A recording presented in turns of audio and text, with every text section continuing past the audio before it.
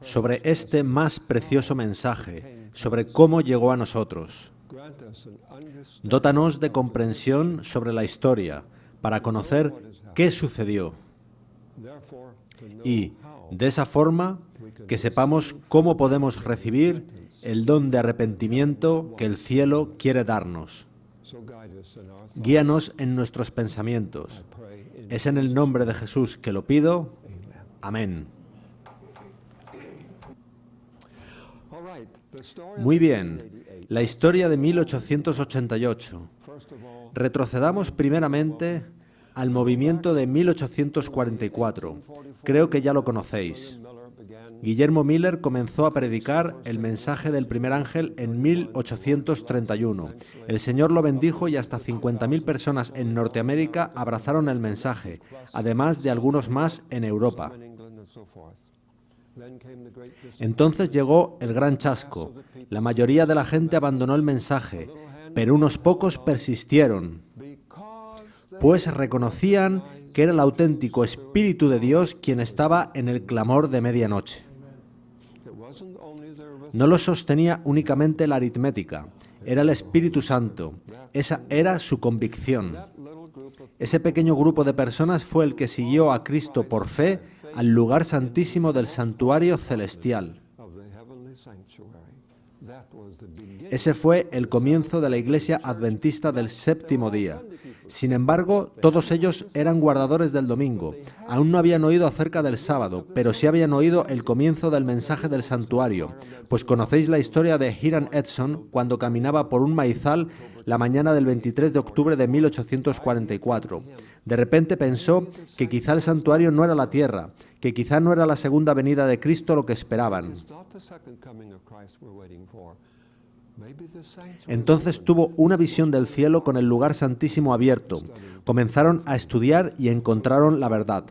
De modo que resulta importante para nosotros conocer que la Iglesia Adventista del Séptimo Día no se ha edificado sobre la doctrina del sábado, sino sobre la doctrina del santuario. Y esa es precisamente la verdad que detesta el diablo hoy en día. Puedes ir a la iglesia tipo sábado tras sábado, año tras año, y no oír nunca un solo sermón sobre la purificación del santuario.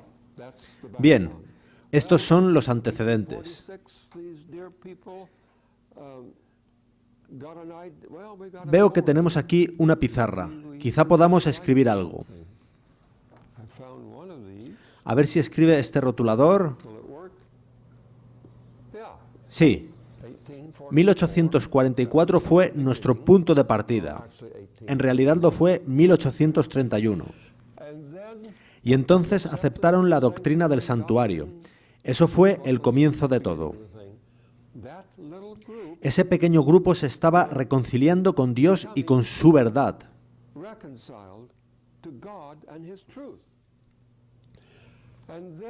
Y entonces, en 1846, Raquel Oakes Preston dio a ese pequeño grupo el mensaje del sábado. Y ellos no se opusieron, no lucharon contra él tratando de resistirlo. Abrieron sus corazones para recibir esa verdad, que es como deberíamos recibir cada verdad que Dios nos envía, de la manera más humilde posible. Después aceptaron el comienzo del mensaje de la reforma pro salud. Dejaron el tabaco, el alcohol, las carnes no limpias. Y también aceptaron las primeras nociones sobre el mensaje de reforma en la vestimenta. ¿Quién dio el mensaje sobre salud? ¿Fue Ellen White? Bien, surgió espontáneamente y Ellen White lo apoyó. Ellen White no es el origen de nuestras doctrinas. Nuestras doctrinas vinieron del Señor y ella las apoyó. Ella no nos trajo el sábado. De hecho, ella se resistió al sábado al principio. Fue así. Y ella se convenció después. Por tanto, incluso una reforma sobre la vestimenta se llevó a cabo entonces. Con seguridad la necesitaban. Y creo que, en algún aspecto, también la necesitamos hoy en día. Y llegamos aquí, a 1856, y este pequeño grupo aún no se llamaba Adventista del Séptimo Día. Se llamaban Adventistas Guardadores del Sábado. ¿Recordáis la historia? Entonces se reunieron en mayo de 1856 en una pequeña conferencia en Battle Creek, Michigan. Y mientras estaban allí, Ellen White recibió una visión del Señor acerca de aquellos que estaban con ella. Podéis leerlo en Testimonios para la Iglesia, volumen 1, páginas 131 y 132. Por allí está. Y el ángel dijo sobre los presentes en aquella conferencia, cito literalmente, algunos serán alimento para los gusanos. Terrible expresión, alimento para los gusanos. Podéis leerlo en los testimonios. Lo dijo el ángel y significaba que iban a morir. De otros, dijo que aceptarían la marca de la bestia. Y de un tercer grupo, dijo que quedarían vivos sobre la tierra para ser trasladados cuando Jesús viniera. Fue en 1856. No lo dije yo. No lo dijo Ellen White. Hay gente hoy en día que dice que aquello fue un gran ridículo que prueba que Ellen White es una falsa profetisa. Ella no lo dijo el ángel. Y alguien puede decir, entonces no se puede confiar en los ángeles. ¿Estaba el ángel refiriéndose, avanzando hacia 1888, a un posible fin de las cosas? Has de esperar un poco. Buena pregunta. ¿Son los ángeles omniscientes? No. Jesús dijo expresamente que ni aun los ángeles conocen la hora de su segunda venida. A los ángeles les encanta estudiar la Biblia, como a nosotros. Los ángeles han de aprender. Es un hecho. Son seres finitos. Pero estoy seguro de que este ángel del cielo estaba representando la perspectiva de todos los ángeles santos. Estaban felices de ver que un pequeño grupo de personas resistieron tras el gran chasco. Estaban felices de ver que ellos aceptaban la verdad de la purificación del santuario. No estaba desarrollada. Estaban tan solo en el comienzo de ella, pero habían abierto sus corazones, lo que hizo felices a los ángeles. Estaban felices de verlos abrazar el mensaje del sábado. Estaban felices de verlos abrazar el comienzo de la reforma pro salud y la reforma de la vestimenta. Estas personas aceptaban todo rayo de luz que Dios les enviaba, incluyendo el espíritu de profecía. Reconocieron en Ellen White el cumplimiento de la promesa de Dios de que la iglesia remanente tendría el testimonio de Jesús. Así que llegaron a 1856 y el ángel dijo la verdad. Él sinceramente creía que estas personas, que habían aceptado toda esa luz, continuarían aceptándola y estarían preparados para la venida del Señor. Y el cielo no acalló al ángel. Pero fueron pasando los años y comenzó a crecer la iglesia. Yo no estoy demasiado lejos de aquella época del evangelismo en carpas. Eso ya no existe apenas. Yo hice mi comienzo como maestro de carpa en una campaña evangelística. Y allí a donde iban nuestros evangelistas o pastores y ponían una carpa, revolucionaban la ciudad. Y todos los pastores guardadores del domingo predicaban en sus púlpitos contra los adventistas del séptimo día, lo cual hacía que la gente asistiese a nuestras carpas de manera natural. En la mayoría de los casos era prácticamente repetitivo. Cuando desmontaban la carpa, se levantaba una iglesia. Y de ese modo la iglesia adventista del séptimo día crecía, y los pastores guardadores del domingo les desafiaban a sostener debates, justo como Bill Ratliff, que ha desafiado a toda la denominación a tener un debate sobre el sábado. Es siempre la misma historia que se repite. El caso es que nuestros pastores ganaban prácticamente todos los debates. De forma que llegaron a estar muy satisfechos de que podían ganar cada debate, de que su verdad era maravillosa, de que la Iglesia crecía y de que todo estaba bien. Pero ellos estaban predicando legalismo. La hermana White diría más tarde que habíamos predicado la ley, hasta quedarnos tan secos como los montes de Gilboa.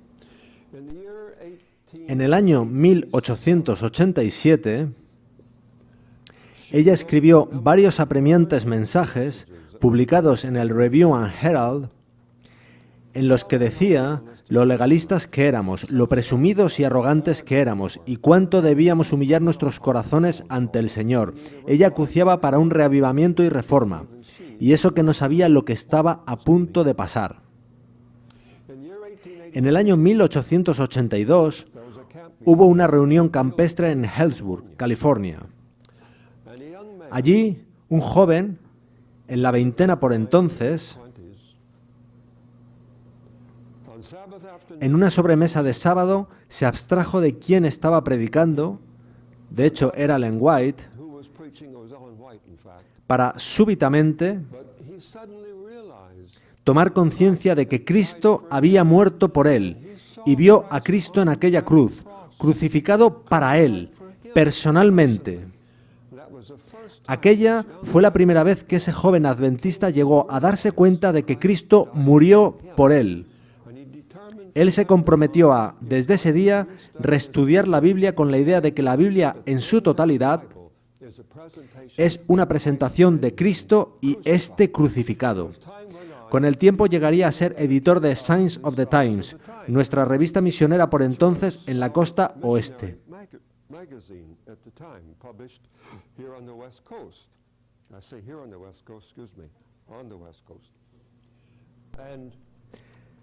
Más o menos por el mismo tiempo, no recuerdo el año, aunque creo que fue el mismo, un joven soldado raso del ejército americano aceptó la verdad del sábado en Walla Walla, Washington. Aprendió sobre la iglesia adventista y entregó su corazón al Señor. Se bautizó y al salir de las aguas alzó sus manos al cielo y dijo: Señor, todo lo que tengo es tuyo. Él auténticamente se convirtió. Era A.T. Jones. Ambos coincidieron más tarde en Oakland, California. Y cuando Waggoner padre enfermó,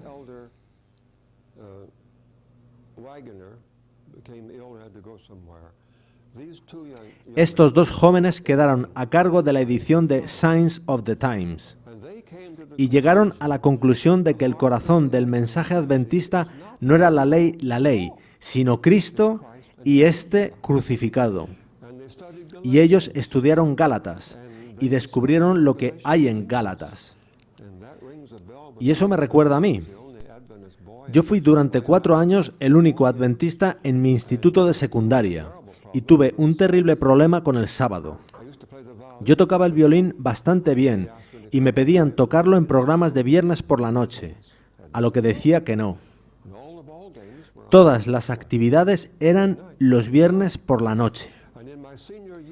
Y en mi último año me pidieron que representara a nuestro instituto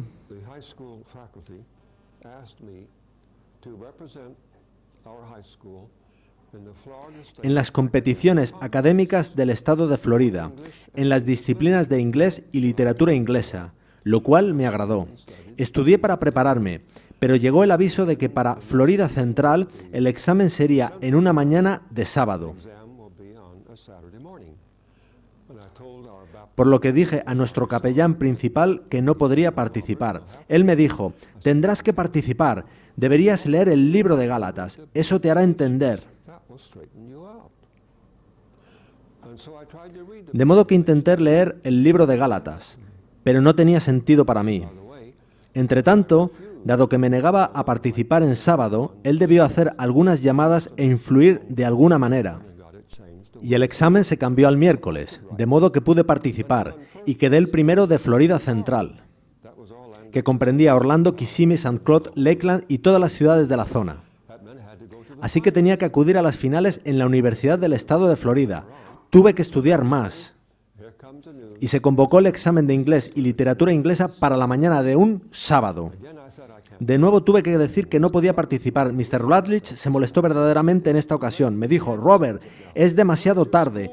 No podemos cambiarlo ahora. ¿Dónde está tu espíritu académico? ¿Por qué no eres leal a tu instituto? Yo dije: Cristo está primero. He de guardar el sábado. Así que hubo más llamadas frenéticas y cambiaron el examen al viernes por la tarde.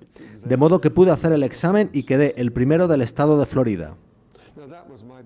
Eso fue lo que pasó, pero el caso es que yo no entendía Gálatas, el libro que estos dos editores estudiaron. Cuando estudié Gálatas me pareció como si Mr. Rutledge tuviera razón, que la obediencia a la ley es esclavitud.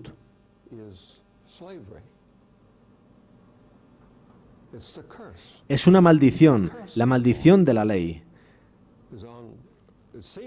Parece decir que la maldición está en todos los que la obedecen, de modo que si guardas el séptimo día sábado, estás bajo la maldición de la ley, y yo no podía entenderlo. Bien, más adelante descubriría la verdad. Os lo contaré después. En cualquier caso, en 1888 las oraciones de Ellen White fueron contestadas. Estos dos jóvenes fueron delegados para la asamblea de la Conferencia General de ese año. Tuvieron una reunión de oración previa y pidieron al Señor que los guiara.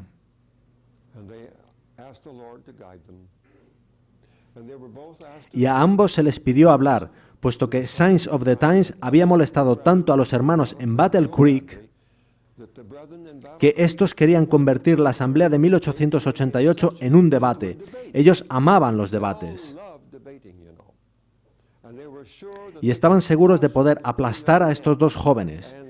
Y algunos de los autores que han escrito sobre este evento sostienen abiertamente que, de no ser porque Ellen White defendió a Jones y Wagoner, los hubieran desfraternizado. Así de serias eran las objeciones. Y estos dos jóvenes presentaron su creencia. Pero en realidad fue una presentación de la justicia por la fe a la luz de la purificación del santuario celestial. Ahora, Wagoner dijo que lo que él predicaba estaba en armonía con lo predicado por Martín Lutero, que él simplemente trataba de sacar a la Iglesia de su legalismo para llevarla al Evangelio, que Martín Lutero predicó.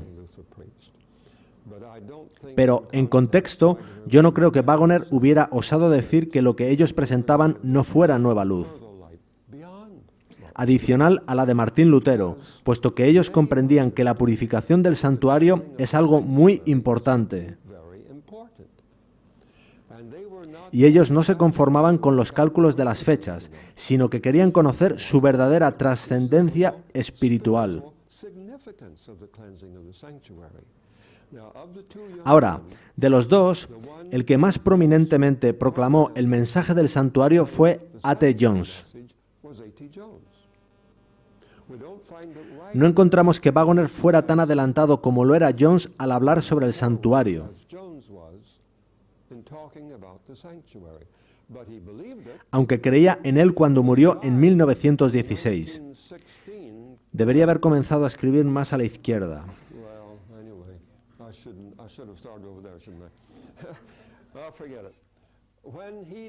Justo antes de morir de un infarto en 1916,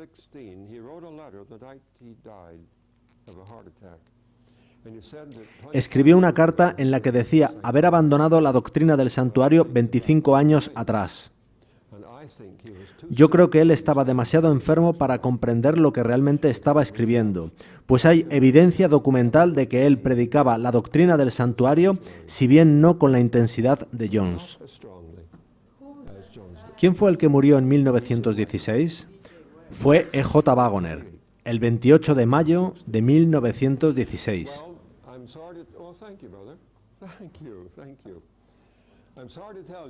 Lamento deciros que a nuestros hermanos de Battle Creek, a los líderes de la Conferencia General y a los diferentes presidentes de las conferencias locales no les gustó escuchar a Jones y Wagoner.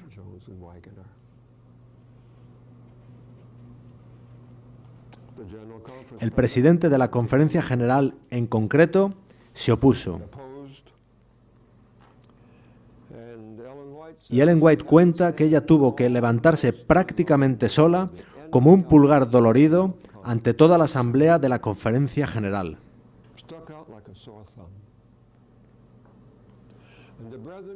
Los hermanos se molestaron con ella. Pensaban que al apoyar a Jones y Wagoner estaba creando disensión y disputa en contra de los líderes de la Conferencia General, que peinaban canas. Bien, ella se mantuvo firme y suplicó a los hermanos que, por favor, abrieran sus corazones y recibieran esa luz. Ella no dijo en ese momento que aquello era el comienzo de la lluvia tardía. Le llevó un tiempo llegar a esa conclusión. Pero en 1890 ella llegó a esa conclusión, que lo que Jones y Wagoner estaban predicando eran aguas del cielo pertenecientes a la lluvia tardía. En 1891 o 1892 ella comenzó a dar a entender que el mensaje era el comienzo del fuerte pregón de Apocalipsis 18.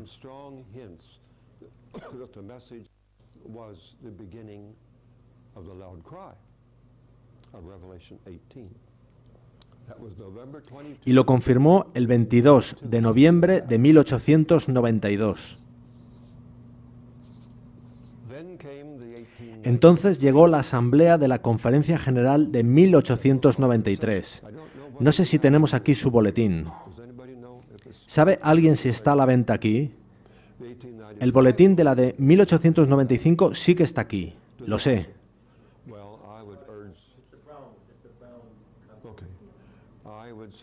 Os sugeriría que lo consiguieseis. De hecho, os sugiero que lo estudiéis. Por favor, no creáis una palabra de lo que os digo porque lo diga yo. Estudiadlo por vosotros mismos. Los boletines de las asambleas de 1893 y 1895, y ambos están ahí, contienen sermones predicados por A.T. Jones en esas asambleas de la Conferencia General. Fijaos que en 1888 nadie pensó que valiese la pena escribir lo que Jones y Wagoner decían, de modo que no se registró. Sin embargo, en 1891 comenzó a tomarse registro, aunque no concienzudamente, sino solo con algunas anotaciones. Hay publicados varios sermones de Wagoner de 1891 que resultan muy útiles, pero en 1893 se tomó a mano cuidadoso registro de toda palabra pronunciada y fueron transcritas y publicadas. Transcurrió el tiempo y, en 1896, Ellen White declaró que, en gran medida, el mensaje fue mantenido lejos de nuestro pueblo y lejos del mundo. Así que durante esos años, de 1888 a 1896, el Señor hizo todo esfuerzo para traer de distintos modos el mensaje a la atención de nuestros hermanos. En 1891 era tan grande la oposición contra la propia Ellen White que ésta fue mandada en exilio a Australia.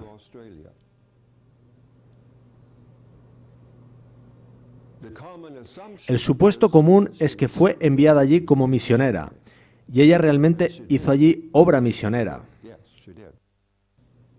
Pero la realidad es que ella fue exiliada. Y ella escribe sobre el asunto y aparece en este libro, 1888, reexaminado. ¿Por qué recibió ella esa oposición? Porque ella apoyó el mensaje de 1888. Esa fue la razón. En cualquier caso, la carta está citada aquí, creo que prácticamente en su totalidad. En esa carta, escrita al presidente de la Conferencia General, ella explica que no era el deseo del Señor que ella fuese a Australia en ese momento.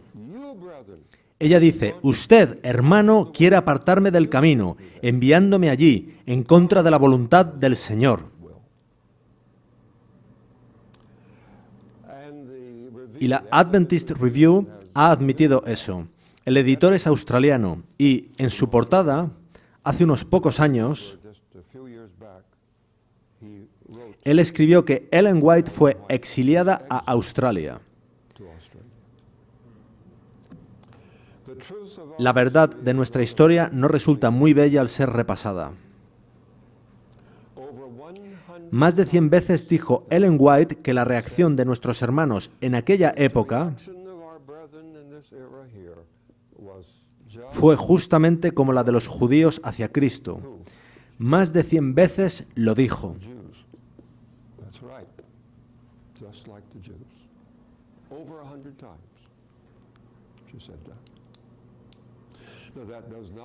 Eso no quiere decir que Dios haya abandonado a esta iglesia.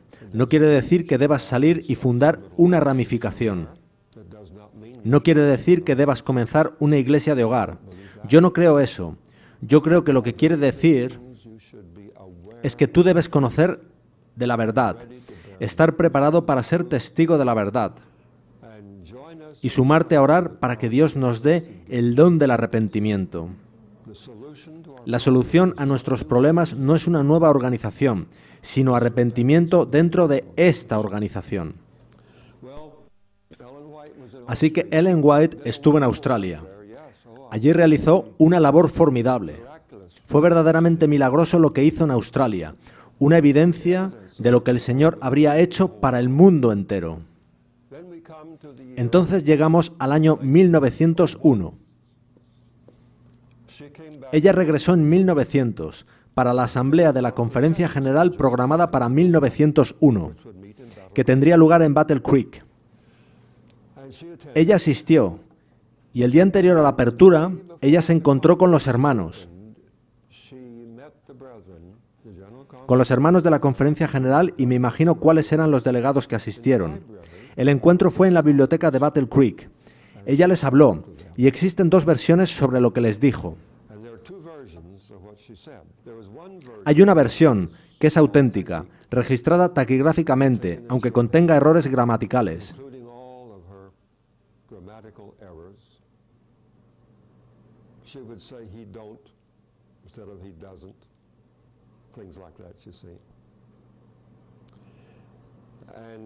Y, si recuerdo bien, la recoge a ella diciendo: nunca citéis a Ellen White mientras no citéis la Biblia. Y ella utilizó algún otro verbo, pero el White State ha editado esa versión, registrando un lenguaje mucho más suave.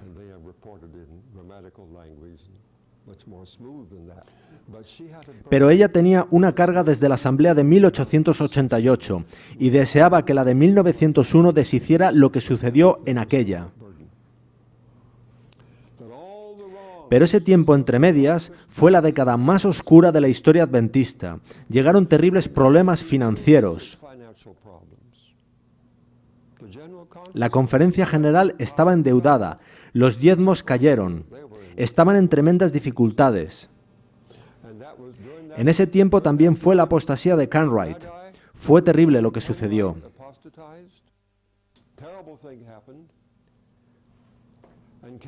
Y Kellogg comenzó a pasarse al panteísmo. La situación era horrible. De modo que llegó la asamblea de 1901 y ángeles del cielo se paseaban por los pasillos del tabernáculo en Battle Creek. El Señor bendijo, y en la primera sesión, tras leer el orden del día, el presidente debía invitar a alguien a hablar. Pero Ellen White se levantó y dijo: tengo algo que decir.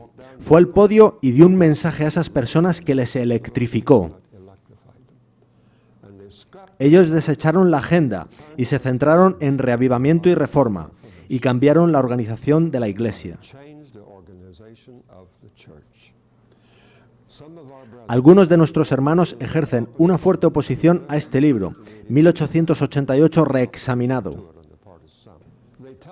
sosteniendo en su oposición la postura de un pequeño libro publicado por la Conferencia General en cierta ocasión que decía que el grueso de los ministros adventistas en la asamblea de 1888 aceptaron con gozo el mensaje, mientras que solo unos pocos se opusieron. La verdad es que la mayoría lo rechazaron y solo uno o dos lo aceptaron. Los únicos que sabemos que aceptaron verdaderamente el mensaje fueron Ellen White quien estuvo en el lado correcto durante todo el proceso, y su hijo Willie, quien fue favorable al mensaje, aunque no estoy seguro de que lo comprendiese nunca completamente. Sin embargo, hubo otro pastor que lo comprendió y lo aceptó de todo corazón. Se trata de Stephen N. Haskell. Os insto, si tenéis oportunidad, a comprar cualquier libro de S. N. Haskell. Hacedlo. Él estaba en el lado correcto. Más allá de estos nombres que he mencionado, no sabemos de nadie que aceptara abiertamente el mensaje en Minneapolis. En 1903, Ellen White escribió una carta al juez Jesse Arthur en la que ella decía: el resultado de la última asamblea de la Conferencia General, refiriéndose a la de 1901, ha sido la mayor y más terrible pena de mi vida. No ha habido ningún cambio. Así que los que nos dicen que en la asamblea de 1901 se consiguió reparar los daños de la asamblea de 1888 y que desde entonces se ha estado derramando la lluvia tardía, están equivocados. Eso no sucedió. Finalmente, en 1915 murió Ellen White, aún con la esperanza de que habría un reavivamiento y una reforma en el futuro.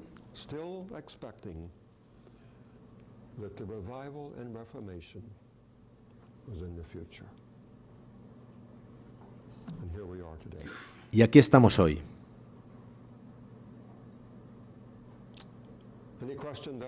¿Alguna pregunta hasta aquí? ¿Cómo pudieron ellos llegar a la conclusión de que lo que sucedió en 1888 era la lluvia tardía, cuando se supone que esta es el derramamiento del Espíritu Santo?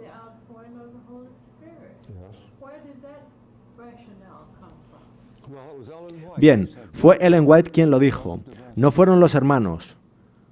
Los hermanos no se dieron cuenta de que la lluvia tardía comenzó en la conferencia de 1888. Fue Ellen White quien se dio cuenta. Fueron palabras de ella, sí. Y es así porque la lluvia tardía no es emotividad, no es bautismos masivos.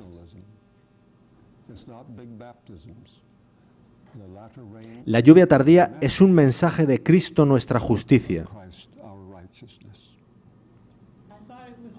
Yo pensaba que era el derramamiento del Espíritu Santo, y es el derramamiento del Espíritu Santo. El derramamiento del Espíritu Santo es un mensaje que exalta a Cristo y a este crucificado, y el mensaje hace la obra. Y nuestro pueblo a menudo ha malentendido eso, pensando que la lluvia tardía, el derramamiento del Espíritu Santo, va a hacernos rodar por el suelo, hablar en lenguas, chillar, dar alaridos, resucitar a muertos y obra todo tipo de milagros. Pero la lluvia tardía es lo que prepara el grano para la cosecha. Y lo que prepara el grano para la cosecha no es obrar milagros, sino un mensaje que es claro, que presenta a Cristo como Pablo se lo presentó a los Gálatas. Pablo les dijo: Cristo fue presentado entre vosotros como crucificado. Ellos olvidaron hasta de dónde eran, vieron a Cristo crucificado. Eso es lo que le sucedió a Waggoner en 1882, en aquella reunión campestre en Hillsborough, California. Él vio a Cristo crucificado por fe. Aquello cambió su vida. ¿Sí? En primeros escritos, Ellen White habla de una compañía de personas vestidos con armadura. Un gran cambio había sido producido en ellos, y ella preguntó al ángel qué era lo que había causado ese cambio. Y el ángel respondió: es la lluvia tardía, el refrigerio de la presencia del Señor, el potente pregón del tercer ángel. No es ella quien usa esos términos, sino el ángel.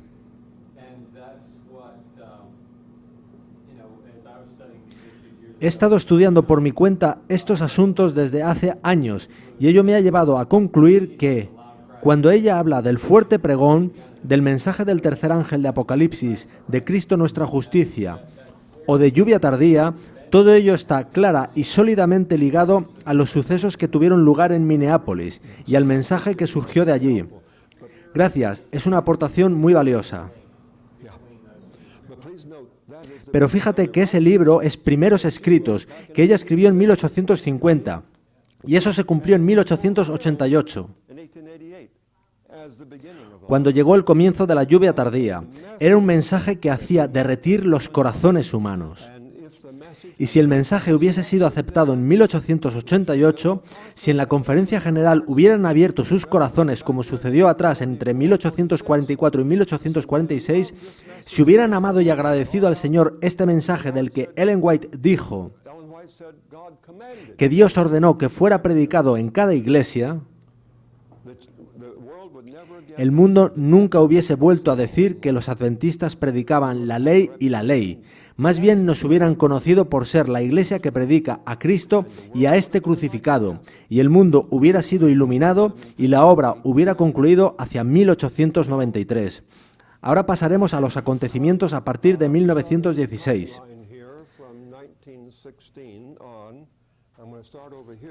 Comenzaré aquí para tener más espacio esta vez. Así que Ellen White muere en 1915. En 1919 hay una gran conferencia bíblica muy significativa en Takoma Park.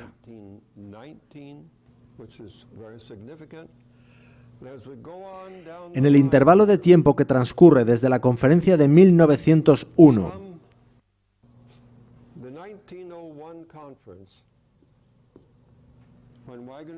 en la que Waggoner predicó muy claramente sobre la naturaleza de Cristo, hasta 1929 no hay nada que yo haya encontrado en el Adventist Review o en el Signs of the Times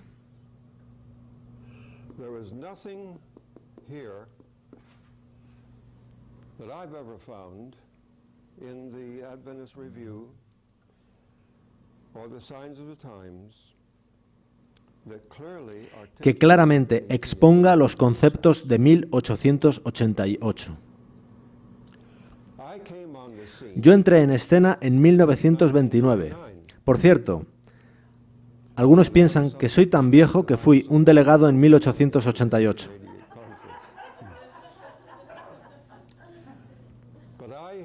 Fui bautizado en 1929.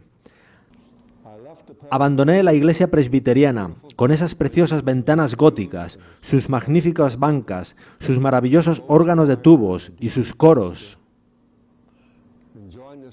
para unirme a esta pequeña e insignificante iglesia adventista, tan grande como esta sala. Nos sentábamos en vulgares bancos, ni siquiera había un piano, tan solo un viejo órgano de fuelle, y cantaban canciones como «A la obra, a la obra, a la obra, trabajemos».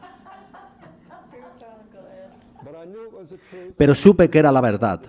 Supe que la verdad del sábado era correcta y persistí. A pesar de todo, estoy contento de que así fuera. Y no fue hasta que fui favorecido para ir a una universidad adventista, yo quería ir al Union College y estar a las órdenes de Andreasen, puesto que yo tenía un padrino. Os contaré esto brevemente. En 1926 nos mudamos a una pequeña ciudad de Florida, pues mi padre quería escapar de Miami. Vivíamos en Miami y mi padre era un luterano estricto, por convicción. Él guardaba muy estrictamente el domingo. Él veía a Miami tan lleno de inmoralidad y maldad que no quería que sus hijos creciesen allí.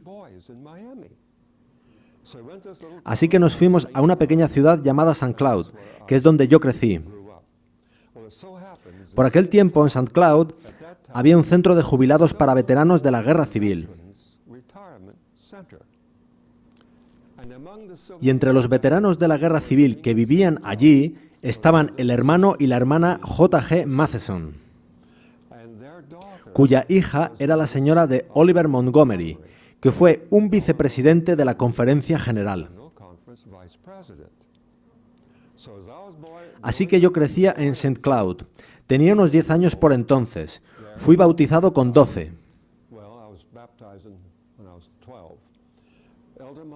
El pastor Montgomery me llevó bajo sus alas.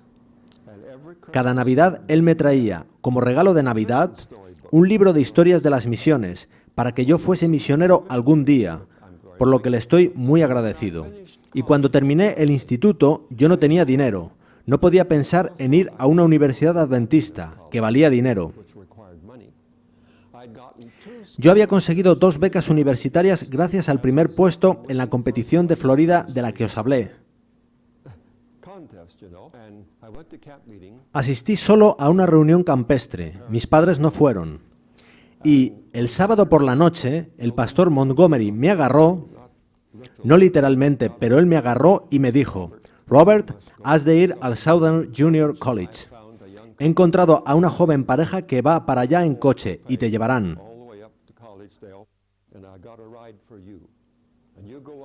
Ve para allá con ellos y nos encontraremos allí la semana que viene.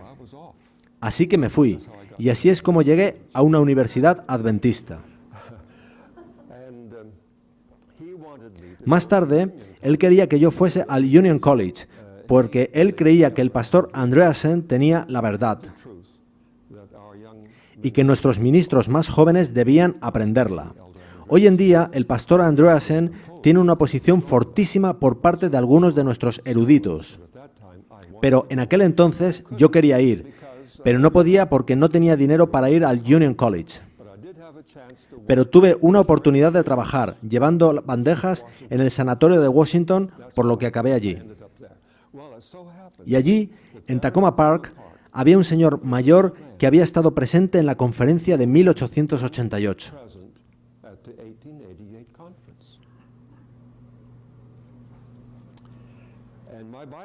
Mi profesor de Biblia sabía de él y le invitó a hablarnos a todos los chicos que estábamos en lo que llamábamos curso ministerial. Y ahí fue donde conocí sobre 1888. Y un día, en clase de Biblia, el profesor hizo una declaración. Dijo que el pastor John Ford no comprendía los 2 pactos. Pero el pastor John Ford era el mayor evangelista que teníamos entonces. Era Doug Batchelor y Mark Finley en uno.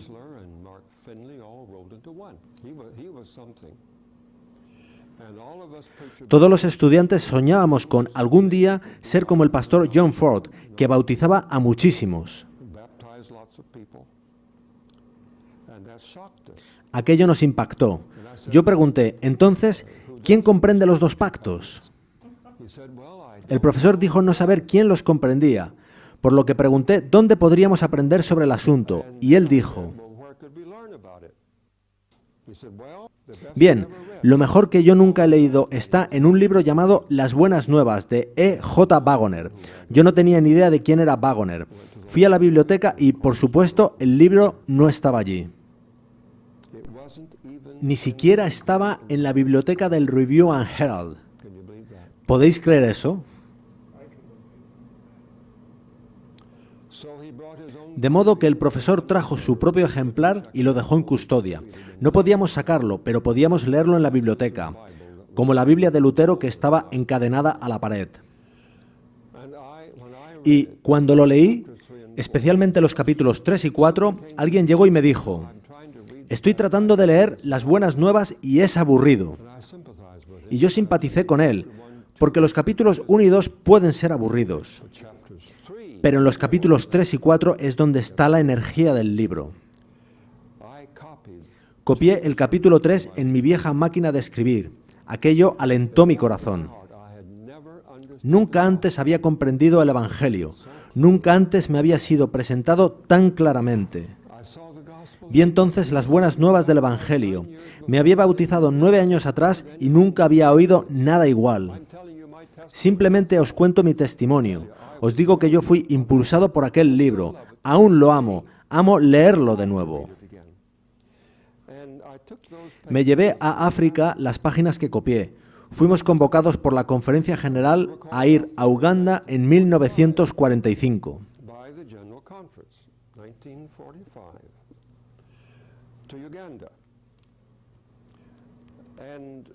Y pronto descubrí que en Uganda teníamos un problema de inmoralidad sexual y el problema era terrorífico.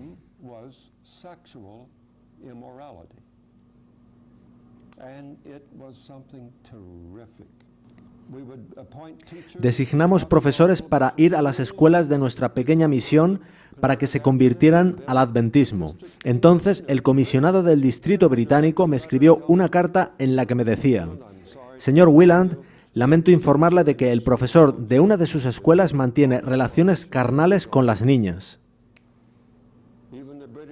Ni siquiera la administración civil podía aprobar aquello. Tuve que llamar al profesor. Aquello se repetía vez tras vez.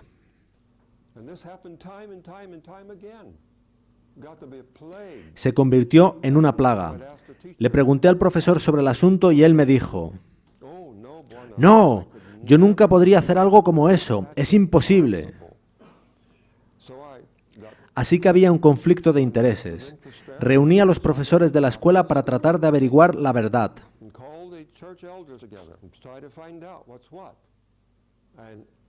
Y, sin una sola excepción, todos los profesores dijeron la verdad. Cada vez que me ponía frente a frente con un profesor, él agachaba la cabeza y decía: «Lo siento, es verdad, el diablo me impulsó a hacerlo».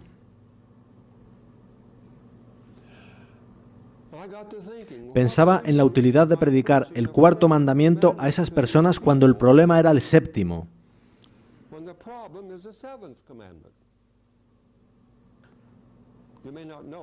Quizá no sepáis que Uganda ha sido conocida como la capital del mundo del SIDA. Lo escuchasteis, ¿verdad? Uganda es la nación subsahariana más cristiana de África y su reputación es de ser la más inmoral de todo África.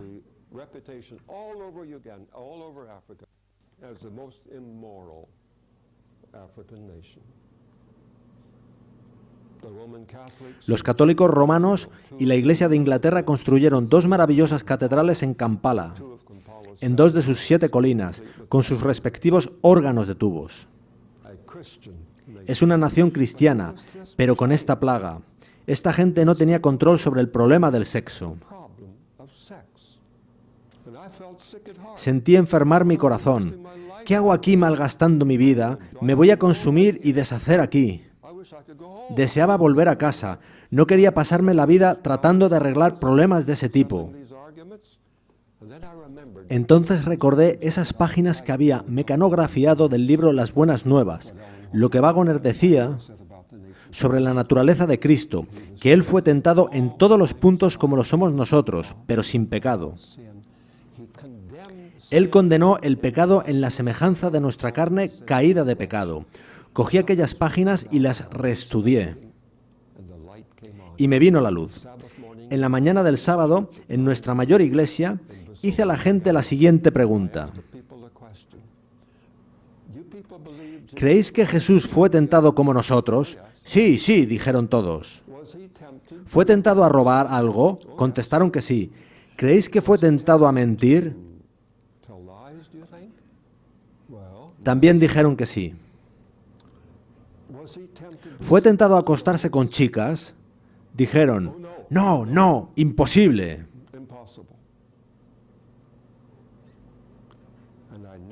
Entonces supe que había encontrado la raíz del problema. Si tu Salvador no fue tentado a violar el séptimo mandamiento, tú no tienes Salvador de violar el séptimo mandamiento. Pues solo en lo que Él mismo sufriera siendo tentado, Él es capaz de socorrer a los que son tentados. Entonces comencé a predicar lo que yo entendía que era el mensaje de 1888 a los africanos de Uganda. Y he de testificar que el Señor bendijo. Él trajo sanación a la iglesia.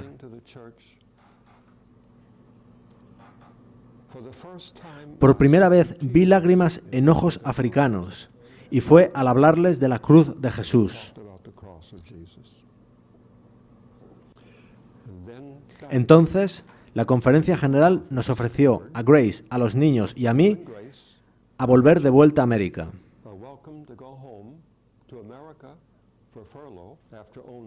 Tras solo 3 años en Uganda, otra opción era quedarme. pero bajo la división africana.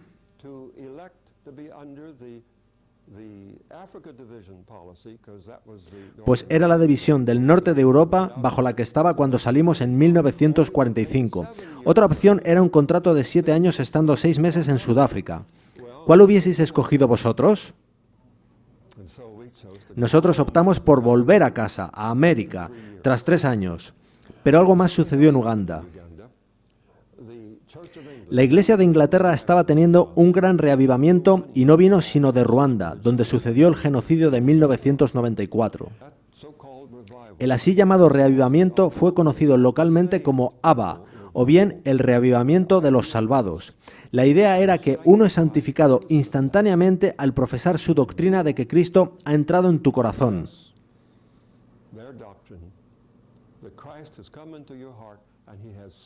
Y ya te ha salvado experimentalmente, no legalmente, de modo que en lo sucesivo tú no puedes pecar.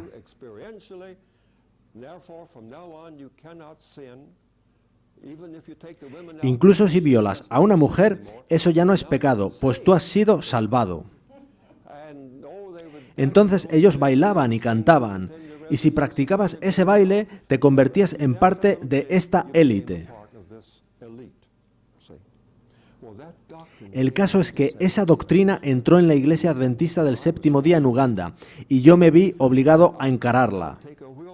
Una carretilla de libros de Ellen White para leer a esta gente no me servía de nada, pues no conocían el espíritu de profecía. Todo lo que tenían era la Biblia, y yo tenía que usar solo la Biblia para tratar de enderezar a esa iglesia.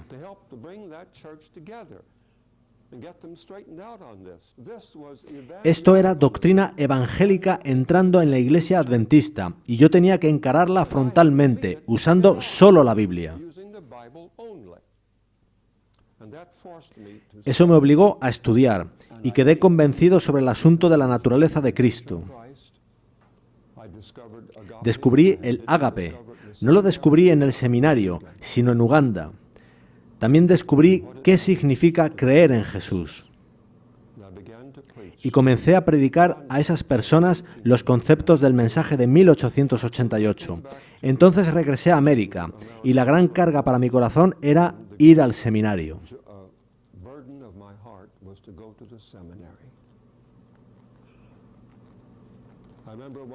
Recuerdo una vez, en 1946 más o menos, que teníamos un consejo de división en Bulawayo, en lo que era entonces Rhodesia, y nos llevaron a algunos de nosotros en coche a la tumba de Cecil Rhodes. Y en el viaje estaba sentado junto al pastor W.E. Reed, uno de los 3 autores de Questions on Doctrine.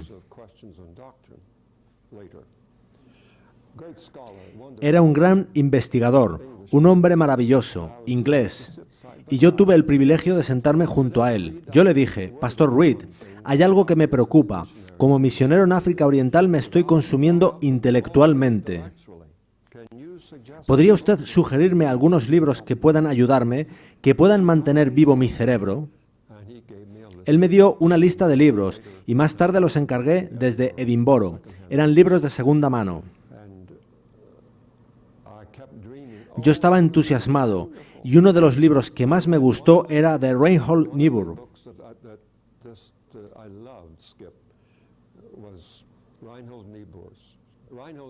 Reinhold Niebuhr era realmente un gran teólogo.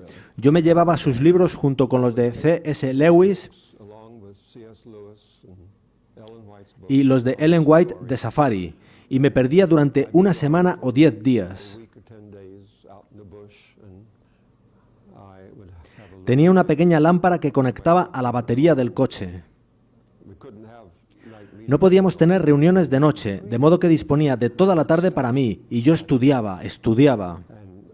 Y estos libros ensanchaban mi mente y me mantenían soñando.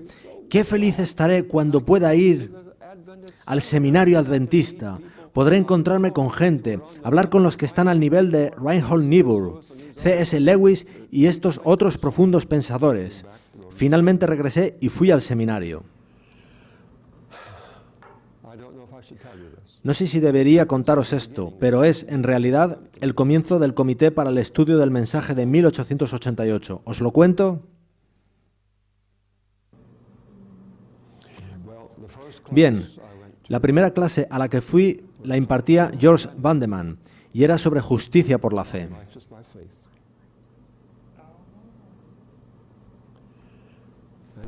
Al principio yo estaba encantado. Pensaba que este joven hombre era un ungido que nos conduciría a la tierra prometida.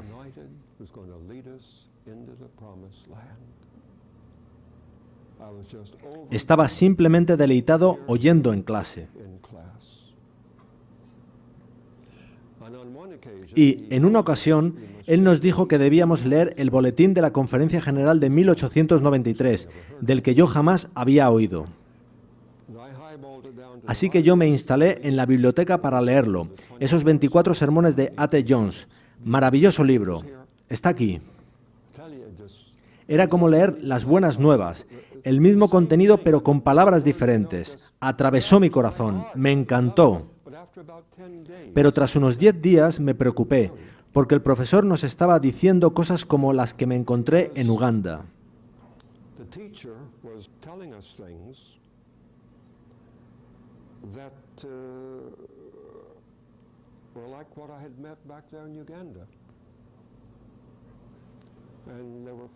Estaban proponiendo lo que en realidad era una especie de reavivamiento vegetariano, adaptado para el adventismo.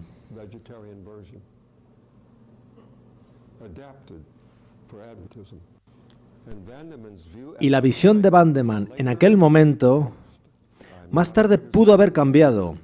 No es una crítica, pero en aquel momento su visión era que las iglesias evangélicas comprenden la justicia por la fe.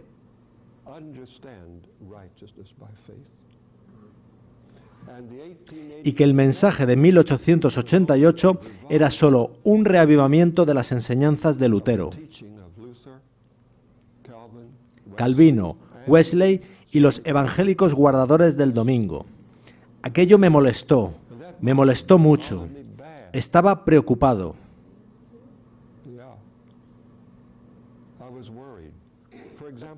Por ejemplo, una de sus ilustraciones era de una señora que fue a la Exposición Universal de Chicago de 1933. Ella ponía su moneda en la ranura de la puerta y no sucedía nada. Ella seguía de pie ante ella, nada sucedía.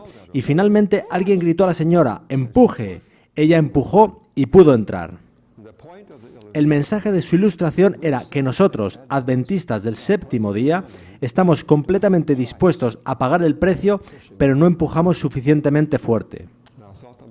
Entonces pensé para mí mismo que eso era exactamente retroceder en la verdad. Allí en Uganda estuve tratando de ayudar a nuestra iglesia a darse cuenta de esas ideas evangélicas que estaban entrando en la iglesia. Allí descubrí la cruz. La cruz es el corazón del mensaje adventista.